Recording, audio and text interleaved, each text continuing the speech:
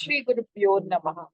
Vakratunda Mahakaya Surya Koti Samaprabha Nirvignam Kuru Me Deva Sarvakaryeshu Sarvada. Gurur Brahma Gurur Vishnu Guru Devo Maheshwara Guru Sakshat Parabrahma Tasmai Shri Gurave Namah. Team Param Vedanta extends a warm welcome for the 32nd session of Gita for Inner Freedom and Transformation. Today we begin our study of Bhagavad Gita chapter 7 on Jnana Vijnana Yoga, and we cover verses 1 to 5 in this session. We have with us Sri Vinayakan, Sri P.S. Kutkarni, Dr. Sarika Ramachandran, and Dr. Kiran explaining today's verses. The session will be moderated by Dr. Sudha, who will introduce us to the topic and provide us deeper insights, facilitating manana after Shravana of each verse. Over to you, sir. Hari Om, Shri Gurubhyo Namaha. Sadashiva-samarambham Shankaracharya-madhyamam Asmadacharya-paryantam Unde Guru-paramparam. After the study of the Pratama Shatakam in this series, Gita for Inner Transformation and Freedom, we are today entering the Dvitiya Shatakam. So Pujya Swamiji says that this arrangement is not made out in the Adi Shankaracharya's Bhashyam. So it is subsequent Acharyas who found certain common streams and they have divided like this. So what are the common streams? The Padatraya Vichara.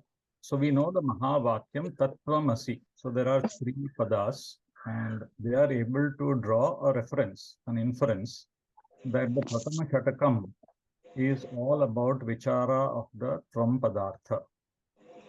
As we move to the Madhyama Shatakam, we shall see that now the focus shifts to Tat Padartha Vichara.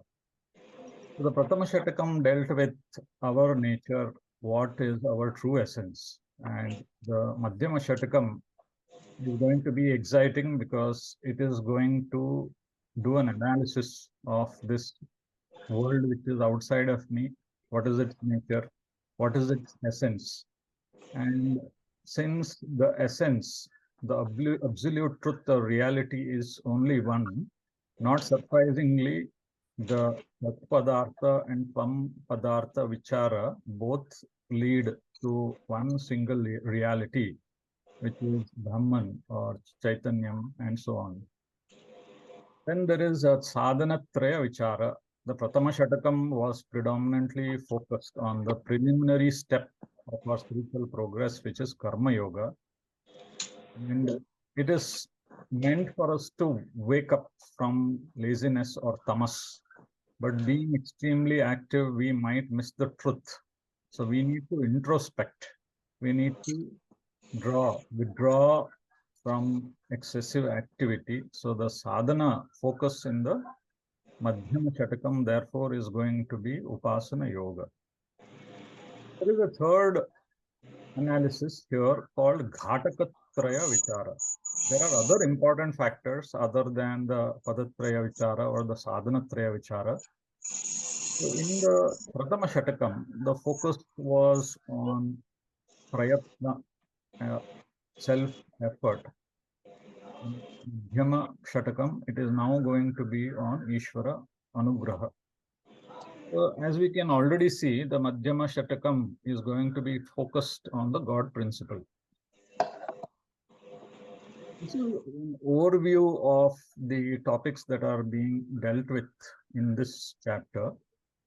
And the introduction, which we are going to see in today's class, is going to be an introduction not just for this chapter, but for the entire Madhyama Shatakam itself. And we have seen the Madhyama Shatakam is about God. So Krishna makes an incredible promise in the beginning of this chapter. He actually promises us that he shall bring us face to face with God. Most of us would know Narendranath, who went on to become Swami Vivekananda. went in search of someone who could answer his question, have you seen God? And he met in Ramakrishna Paramahamsa, who could say with conviction, I have not just seen God, but I can see him as clearly or more clearly than you.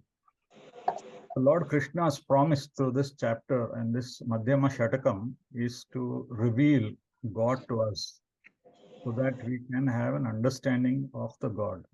And as the Shatakam progresses, we see that this happens at three levels: Saguna or Ekarupa Ishvara Bhakti, then Vishwarupa Ishvara Bhakti, and Arupa Ishvara Bhakti.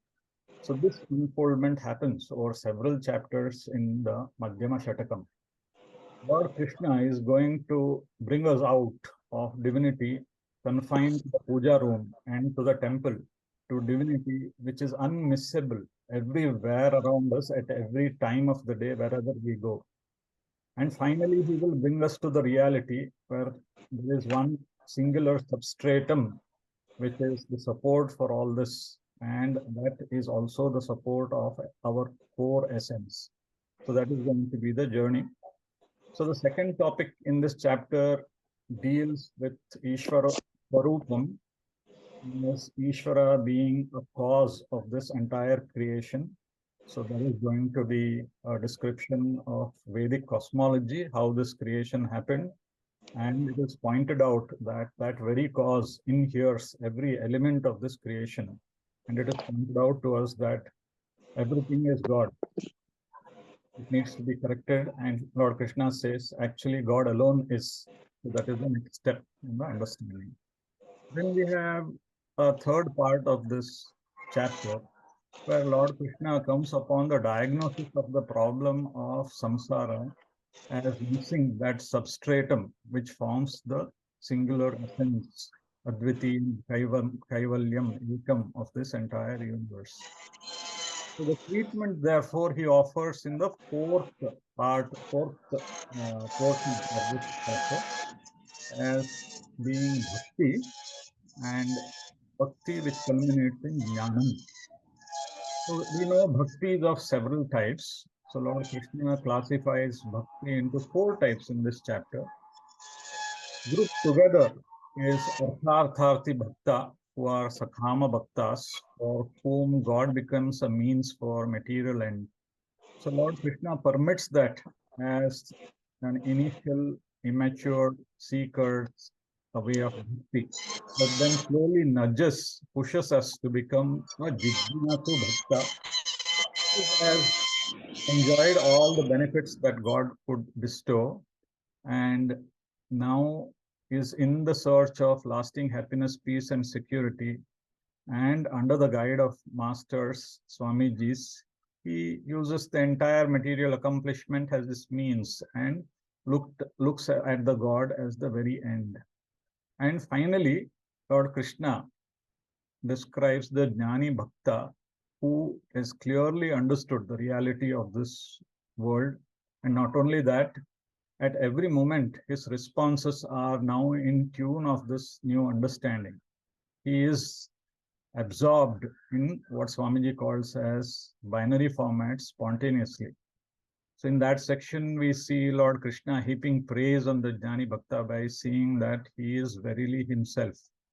So the journey in this chapter is going to be from Sakama Bhakti to being a Jnani Bhakta, which is the goal itself. So we have a choice between Sakama Bhakti and being a Jijnasu Bhakta, who is a Nishkama Bhakta, who helps us to make this transit to reach the goal. With this background, let us now go to the first topic in this chapter, which is in the form of an introductory portion for the entire chapter and the Madhyama Shatakam itself. So what is this incredible promise that Lord Krishna is making here? Let us hear it from Vinayakan. Over to you. Hari Om, Sri Gurubhyo Namah. So now we are entering to the Madhyama Shatkam. Saptamodhyayaha Jnana Vijnana Yogaha. The words goes like this. Sri Bhagavan Vacha Maya Sattamana Partha Yogam yunjanmadashrayah asamshayam samagram mam yatha jnasyasi tatshruno. The first three verses happens to be the introductory verses. In this seventh chapter, Lord explains Ishvara Swarupam, that is nature of God, Upasana Sadhana, effort, and Ishvara Anugraha or Ishvara Kripa, grace of the Lord. So this verse, in this first half of this verse, Lord Krishna explains who is a spiritual seeker. Definition he gives in three descriptions. First one, Mai Asaktamana. He is interested in Purna Ishvara. That should be the top priority. He has got Nitya Anitya Vastu Viveka and he is a Mukshu. So he is interested both in Para Prakriti and Apara Prakriti, Saguna Ishvara and Nirguna Ishvara. And second description is Mata Ashraya. Bhashyam says, Ahameva Parameshwara Ashraya Yasya Asya. For a spiritual seeker, Ishvara is only the Ashraya. For attaining the Purna Ishvara, he taking the support of Purna Ishvara. So through Purna Ishvara support, he has to attain the Purna Ishvara. Means and end is also Purna Ishvara. So Purna Ishvara is the Ashraya for him. This is the second definition. Here Sharanagati or Bhakti also imparted. And third description is Yogam Yujjan. He put forth the appropriate effort for reaching the God. Yoga means appropriate effort. Yunjan means the one who practices. Here, yoga includes all the sadhanas. Karma yoga at the initial level, that is Ishvara Arpana Bhavana and Ishvara Prasada Bhavana. And Upasana yoga in the intermediate level and Jnana yoga at the culmination level. That at the appropriate stage, appropriate yoga he wants to practice. So Ishvara is the goal, Ishvara is the path and appropriate effort. All this put together defines a spiritual seeker. Seeking security from the finite thing is the most unintelligent approach. The only security is in the infinite, and the infinite is called Bhagavan.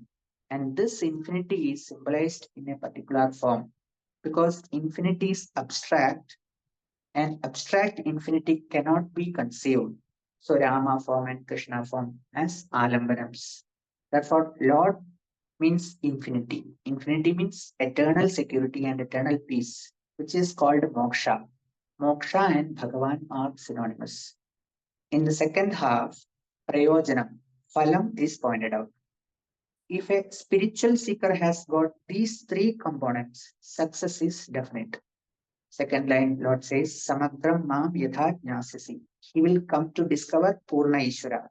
Asamshyam, doubtlessly. Samagram means Purna, Jnasasi means he will discover Purna Ishvara.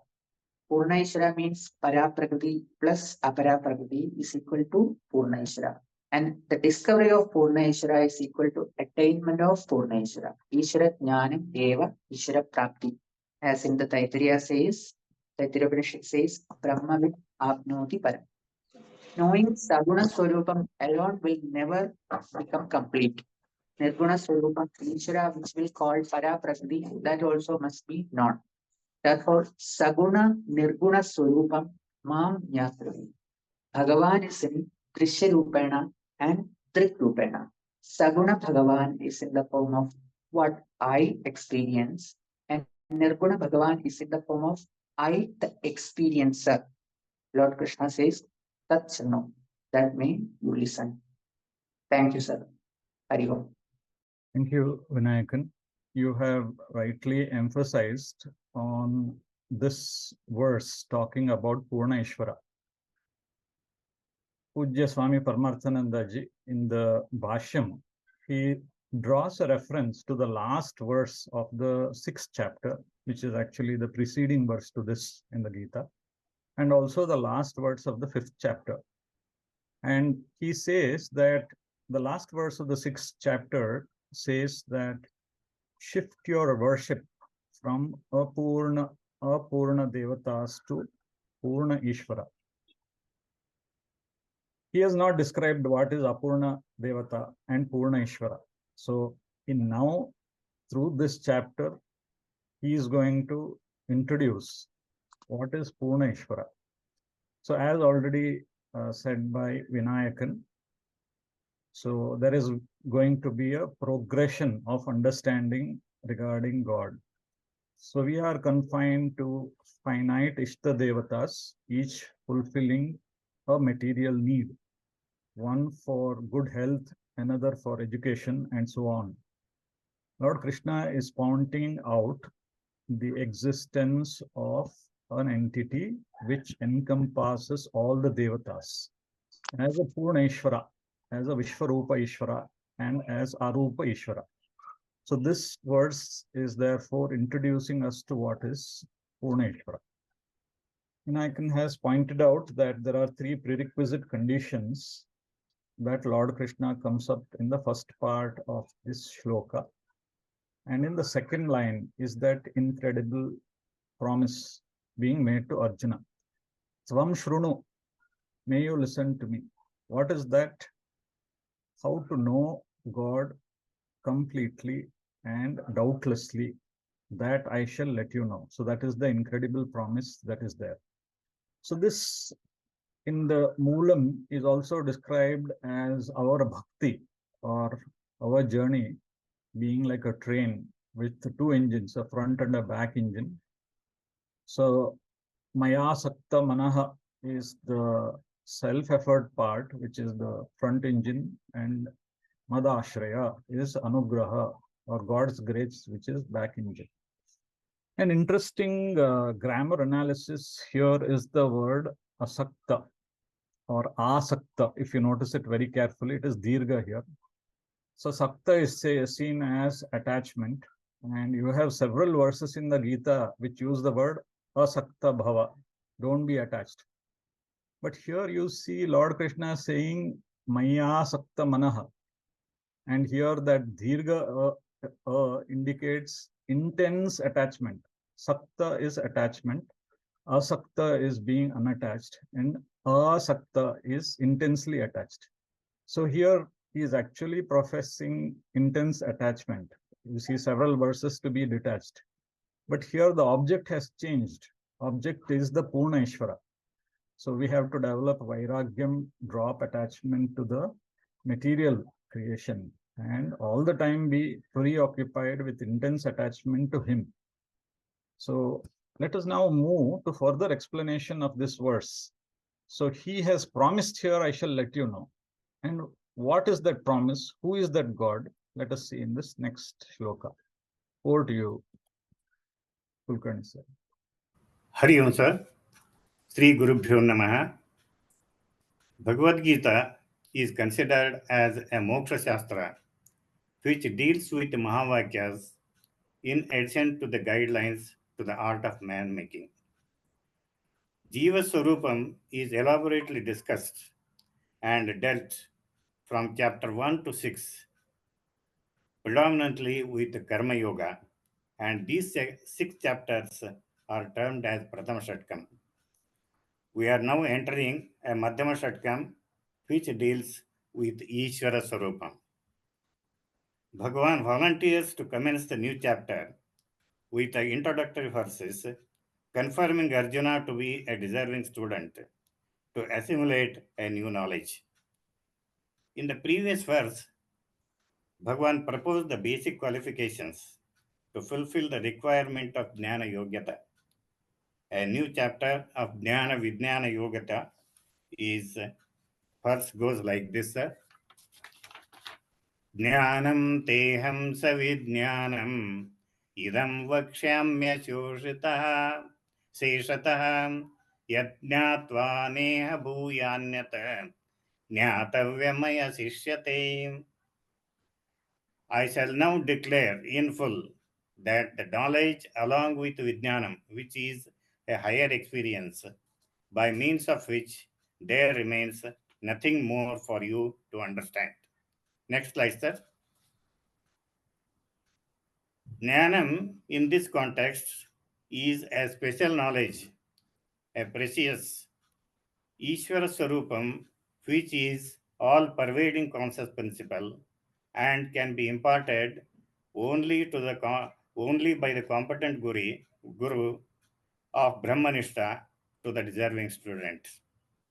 Knowledge gained by the senses with the contact of worldly materials, they are of Vishaya Jnana or objective knowledge, and they can be termed as a Mithya Jnana or Aparavidya.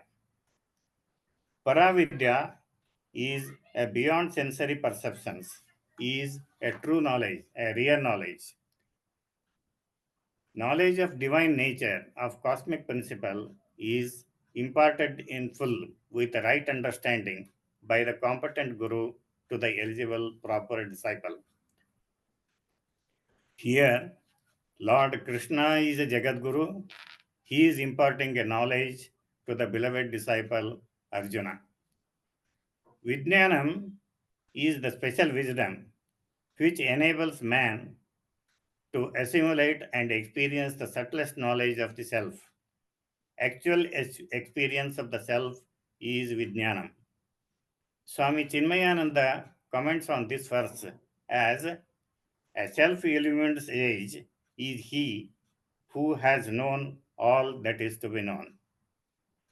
In Shankar Bhashya also, it is clearly declares that the scriptural knowledge of divine nature is Jnanam and actual experience of the self is Vijnanam. Slide, sir. A similar question elaborated in Mundaka Upanishad, where a Shaunaka, a great Grahastha in Dharma Marga, approaches a Guru Angirashu, a great Rishi, seeking an answer to this question. Shaunakoha vai Mahashalo Angirasam Vidivad Prasannaha Paprascha Kasminno Bhagavo Vijnate Sarvavidam Vijnatam Bhavateti, knowing which everything will be known. In reply, a great Rishi Angirasa elaborated in detail to the disciple Shaunaka along with Para and Apara Vidya. Only a Yukta Purusha who is eligible and lives up to lives the ideals with a readjustment of life will reach the supreme goal. This is explained in the teachings of Bhagavad Gita of previous chapter, chapter number 6, verse number 8. Slide, sir. Jnana Vijnana Triptatma Kutasto Vijatendrayaha Yukta Ityuchate Yogi Samaloshtasma Kanchanaha. Yogi, who is satisfied with the knowledge and wisdom, who remains unshaken and conquered the senses, is said to be a Yukta Purusha. Next slide, sir.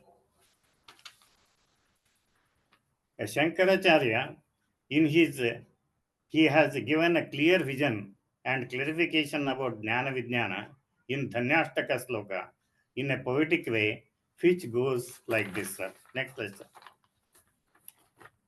Tadajnanam prachamakaram yadindriyanam tadajniyam yadupanishat nischithartham te dhanyaha bhuvi paramartha nischitena seshastu brahmaniya paribhramati.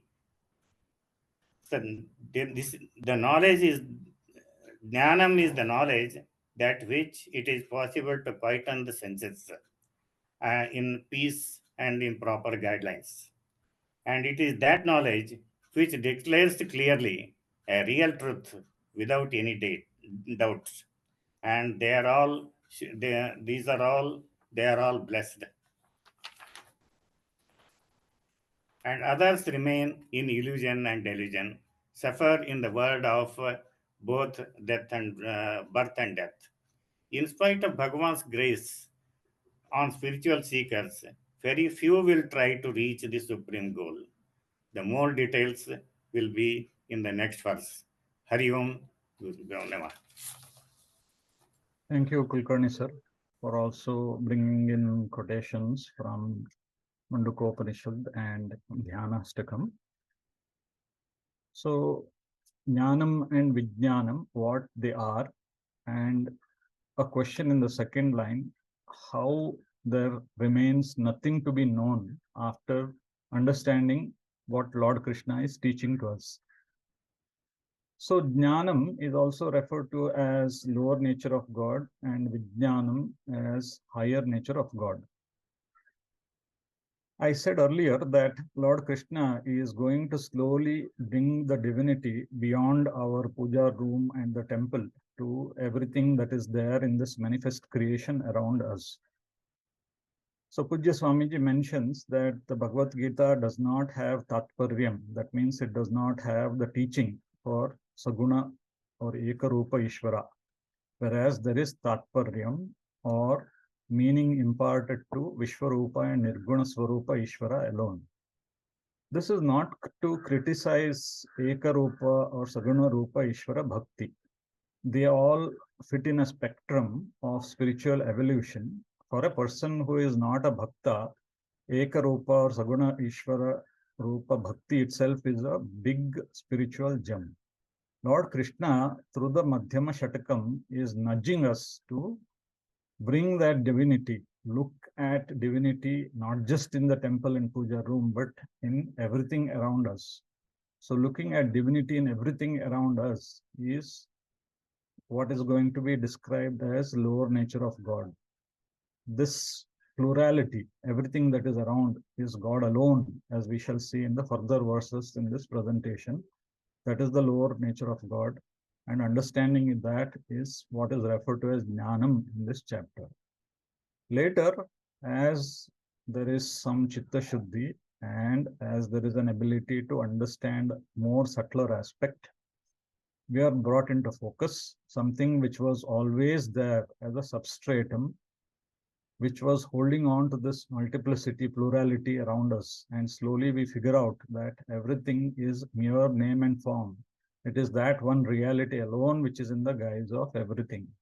That understanding is what is referred to as Vijnanam, or the higher nature of God in this chapter. So in Vijnanam, there is one homogeneous, continuous entity, singularity. Therefore, it is called as Abheda Jnanam, whereas Jnanam is Bheda Jnanam. For similar reasons, Jnanam is Dvaita Jnanam and Vijnanam is Advaita Jnanam. In the Bhashyam, Adi Shankaracharya, while explaining Vijnanam, he terms Vijnanam as Anubhava Sahita Jnanam. Simply translated into English, it will be experienced knowledge. That is, knowledge is there and experience becomes an adjective for that knowledge. So Swamiji goes to explain that this kind of usage of experienced knowledge, where experience is an adjective, is not really correct.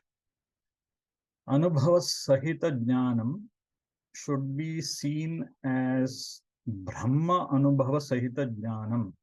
What this means is this Vijnanam or the Nirguna Swarupa Ishvara is immanent and transcendent through the Vishwarupa Ishvara. So these two are not really mutually exclusive compartments.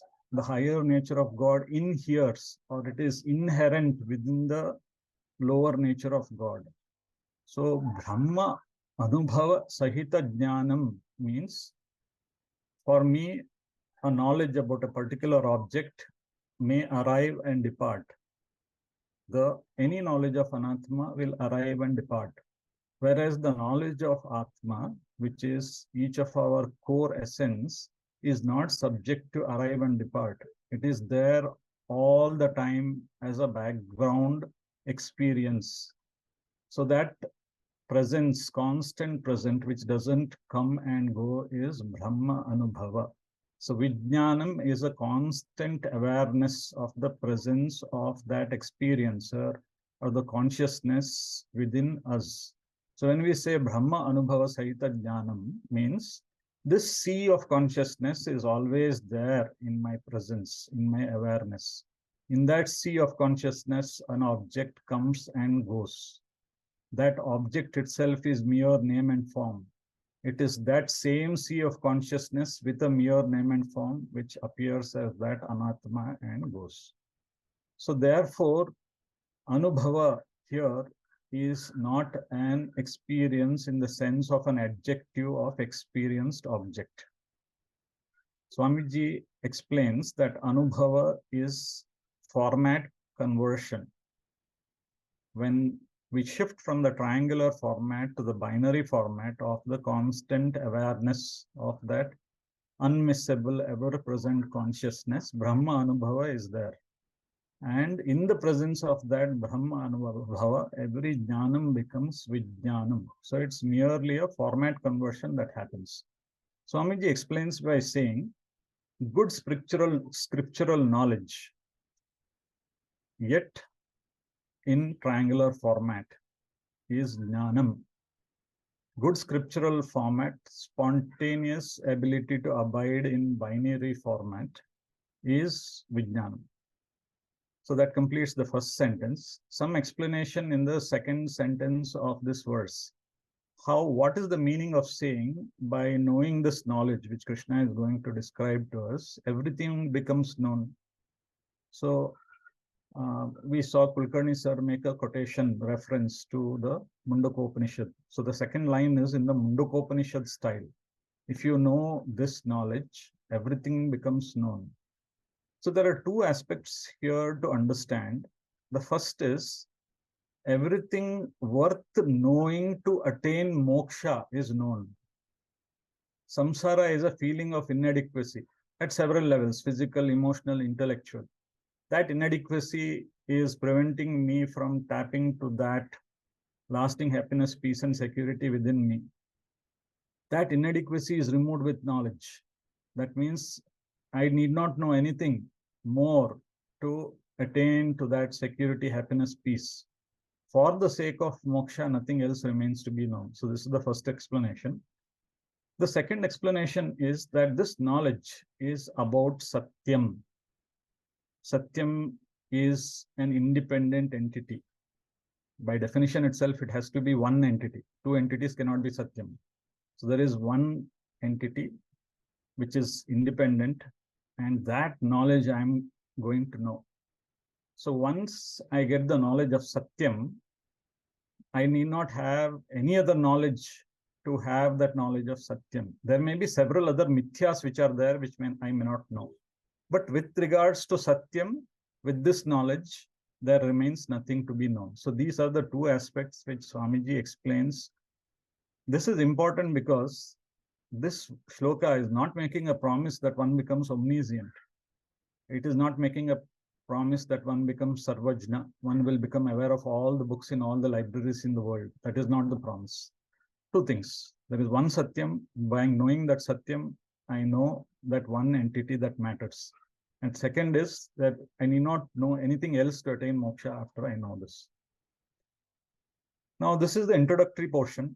And in any introductory portion, Lord Krishna does a lot of advertisement. He has to put in the glory so that we continue beyond the third verse and go to the subsequent several verses of this chapter.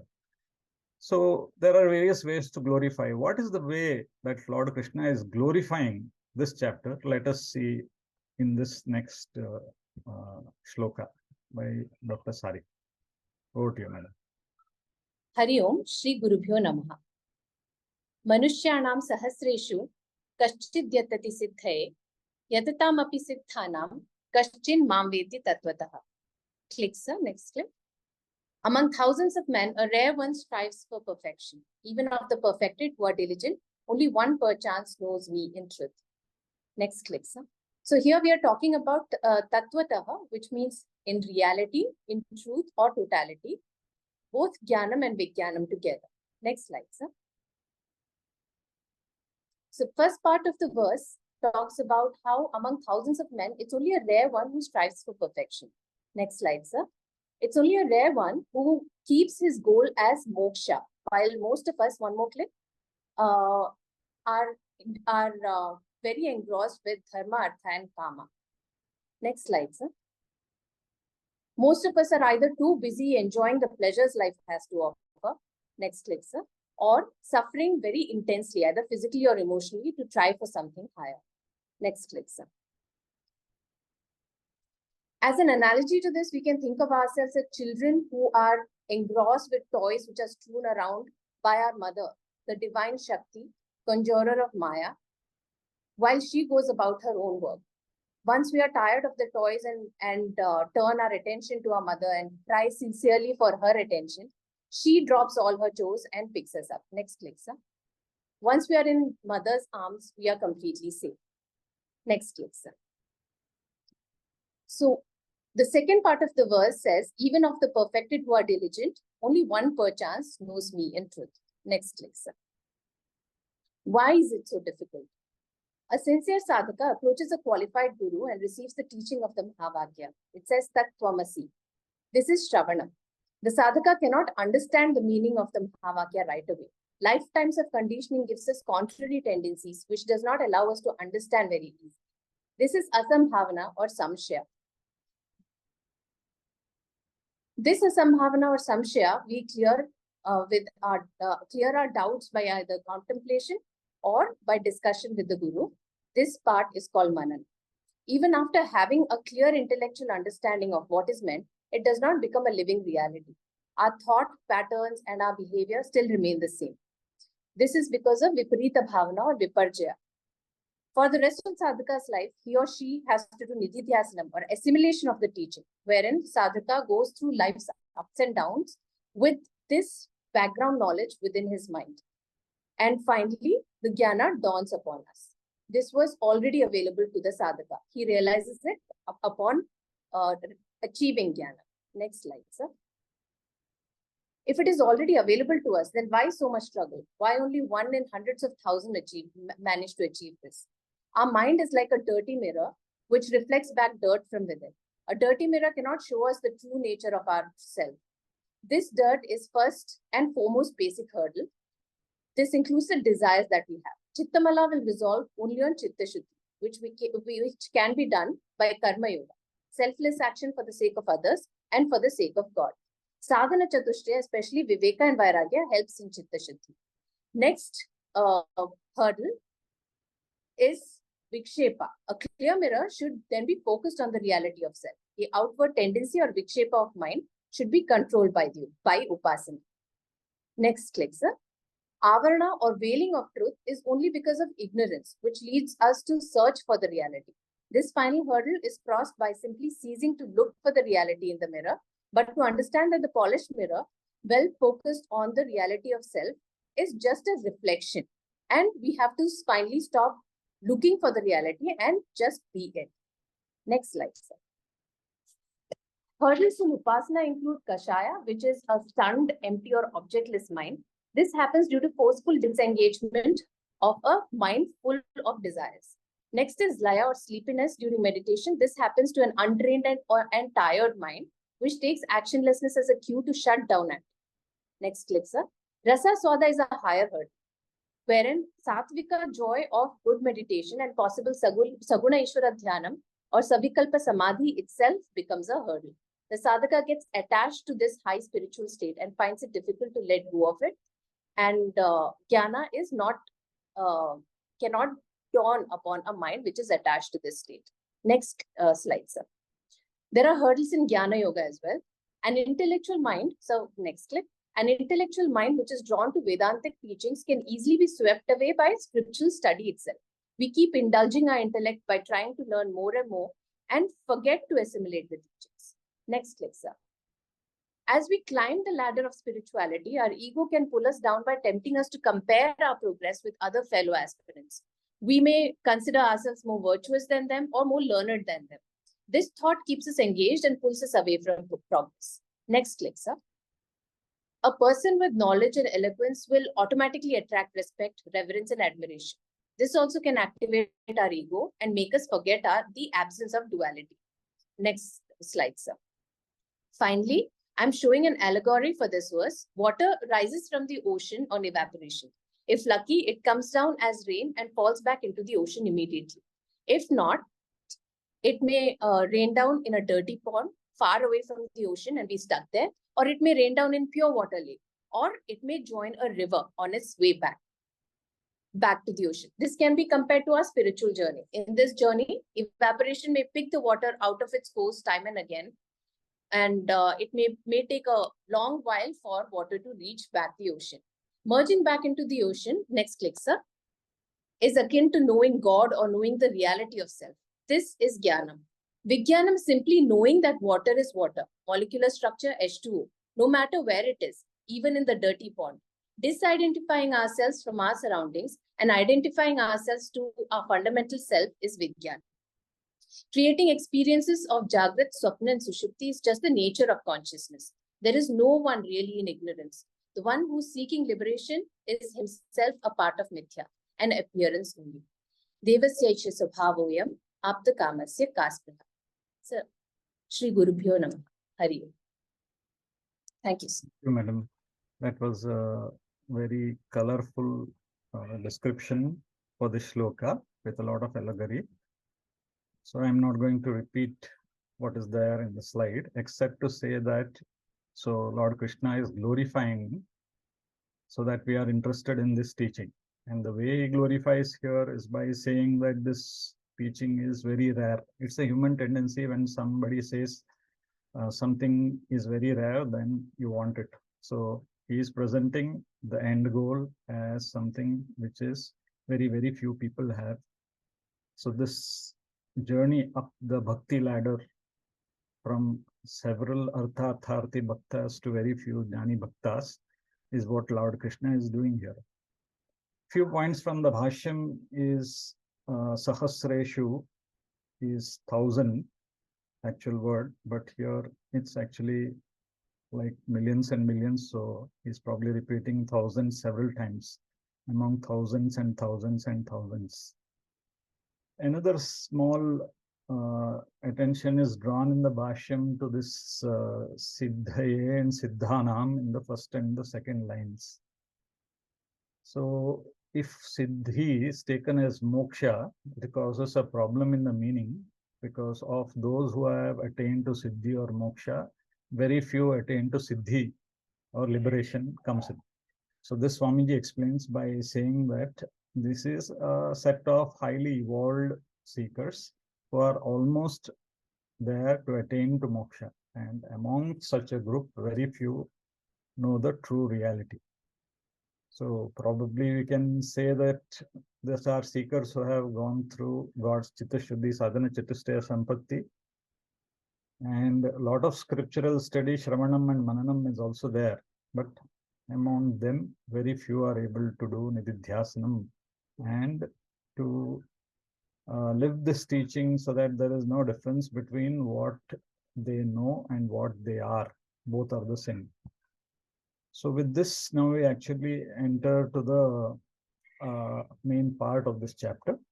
For this, I invite Kiran sir to present the next two verses, which are closely connected. Over to you, Kiran sir. Namaste. Hari Om. Gurubhyo Namah. After learning what is Dhanam and Vijnana and glorification of the knowledge, we are coming to the next important topic, that is nature of the God. What is the Swarupa of the Ishvara? There are two Swarupas as described here. One is Apara and Para. Let us first study the Apara. First, Bhumir Apo Anilo Vayu Kam Manobuddhirevacha Ahankara Itivam Me Bhinna Prakriti Ashtada. The earth, water, wind, fire, etc. are thus a Prakriti part of mind, and it is divided into eightfold parts. This is not of Veda Purva or Vedic origin. This he has borrowed from Sankhya philosophy, and is explaining how the creation of the world has come into being. The lower principles, that is matter and energy, is divided into eightfold or principle. Here, what is his meaning is not we see as it is, but the pure elements, or otherwise called subtle elements. That is the earth, wind, fire, etc. in its purest form, or before it occurs panchikarana or grossification. That is why he has told binna or distinctive elements. So as you see in the chart, this is in the Sankhya, there is a first Purusha or soul, then there will be Mula Prakriti, then Buddhi element, from there it comes. This is how it is. But here, Arjuna is in the middle of the battlefield. That's why he is explaining from the gross element and goes to the subtle elements. So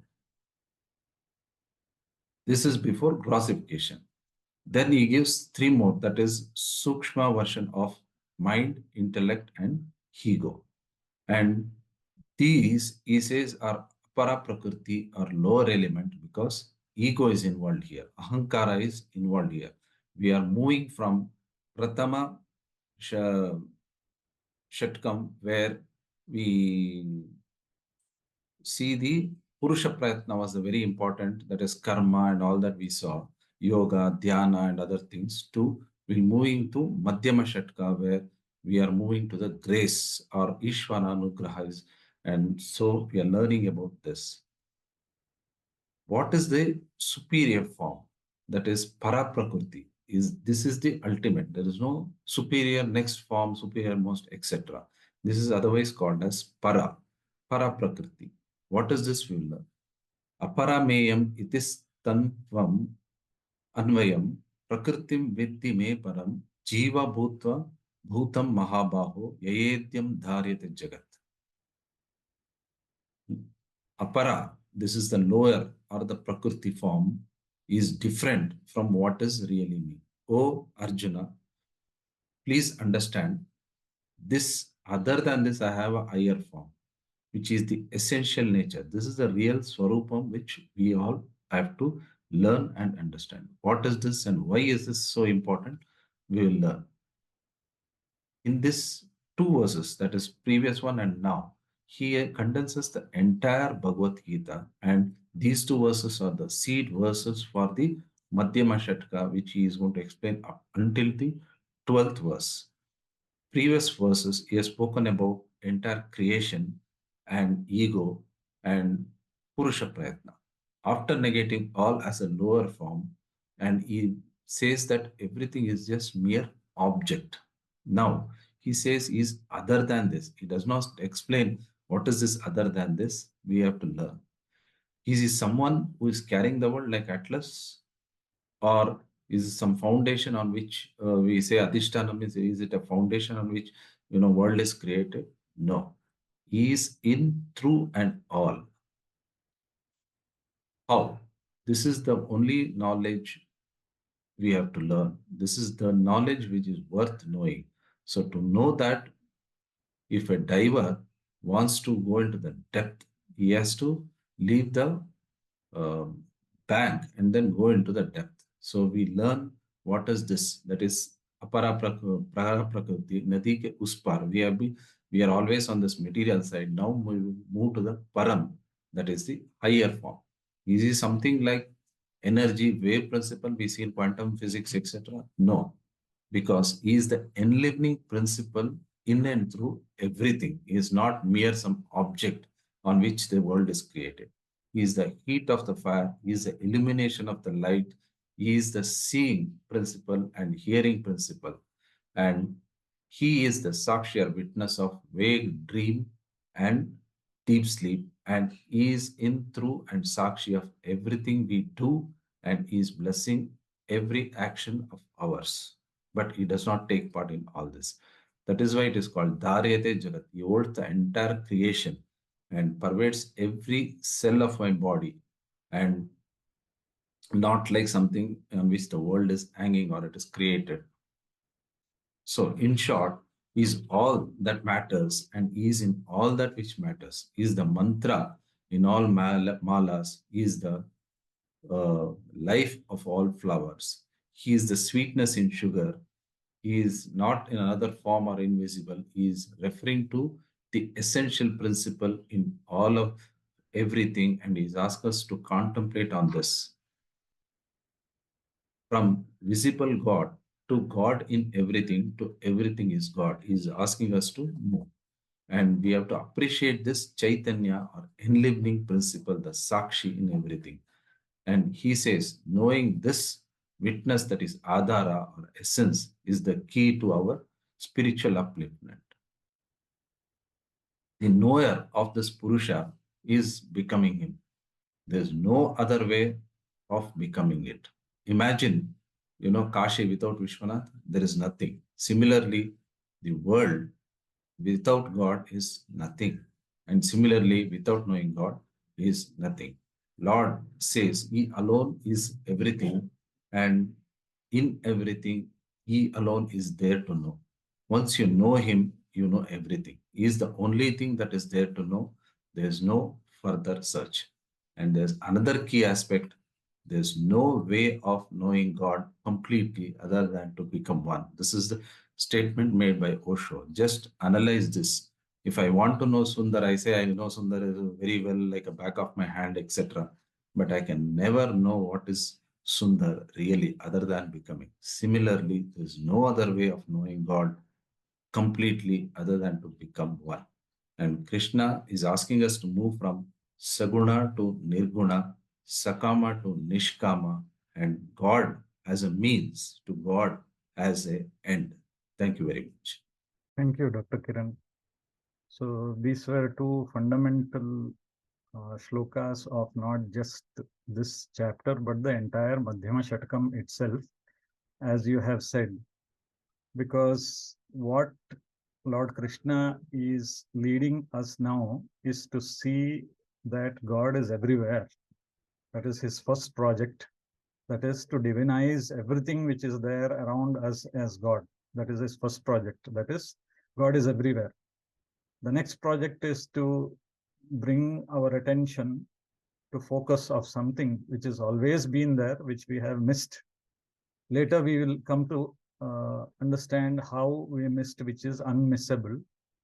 And that attention is of that underlying substratum because of which alone everything else is a mere name and form. So from everything is God, he will next shift us to God alone is.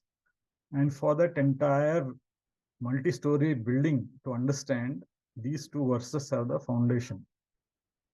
So what is happening here? We start with Paraprakriti and Aparaprakriti. That is the first stage of Vedic evolution. And the third stage of Vedic evolution is this universe as it stands today. Multiplicity, plurality, everything that is there. In these two shlokas, Lord Krishna is pointing to an intermediate stage between these two. To repeat for emphasis, the first stage is Para and Apara, or Brahman and Maya. Final stage is this universe as it stands today. And in between, Lord Krishna's stage is an intermediate stage which has got eightfold components. And that is what is presented in the fourth shloka. And as Kiran sir has beautifully explained, five subtle elements, and then Mana, Buddhi, and Ahankara. So this is the intermediate stage. We have to understand that the first stage is to be supplied in this chapter. Krishna assumes that we know that we began with Para and Apara, or Brahman and Maya. And this intermediate stage has got 8 components. And from that 8 components, we shall see in the subsequent classes that everything that stands today comes to 4. So why is this fundamentally important? We begin with first stage. So the definition is God is a mixture of Para Apara. God is a mixture of Brahman and Maya. And therefore, from this mixture, when this entire universe has arisen, it is pretty easy to understand that everything around me is God. That's where he is trying to go here. Now, in the Bhashyam, there is a little confusion with regard to the word Manaha and Ahankara. The problem is this Vyasacharya or Lord Krishna has picked up from the Sankhya terminology. So you can see on the right side of the screen that the Sankhya evolution presents Avyaktam, or they don't use the word Maya. The most unmanifest material aspect is Avyaktam. From that Mahat or Buddhi comes, and from that Ahankara comes, and then comes the Pancha Shukshma Bhutani. So this intermediate stage has 8 components. However, instead of saying avyaktam, buddhi and ahankara, Lord Krishna has said mana, buddhi and ahankara. In Tattva Bodha, we see that manaha comes in the lowest row. It is a further evolute from the intermediate stage. So the intermediate stage is a causal principle. A causal principle, that means from which further evolutes can come, is called prakriti. Whereas a final evolute from which nothing else comes is called as a vikriti. So in traditional teaching in Tattva Bodha, manas figures in the lowest row as vikriti. So why did Lord Krishna put it in the intermediate stage as prakriti? That is the question that is discussed in the Bhashyam. And that is resolved by two great commentaries. Madhusudana Saraswati says, take the lakshartha of manaha as avyaktam. Therefore, he resolves this by saying that the 8 components actually include avyaktam and not mana. Adi Shankaracharya, through several detailed arguments, resolves in another way by saying that you take ahankara as avyaktam and take manaha as ahankara. Fundamentally, for us to know is that the intermediate stage is having 8 components. The intermediate stage arises from Maya and Brahman, or Para and Apara Prakriti, a mixture which is called as God. Therefore, the 8 components are nothing but God. Further evolutes, which is this entire universe, therefore is also God only, because they all have come from a mixture which is God.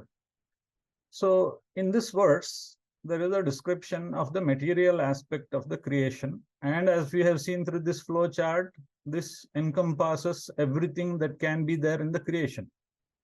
So the question then comes, where is Paraprakriti? Because I can see only all the evolutes of the Aparaprakriti.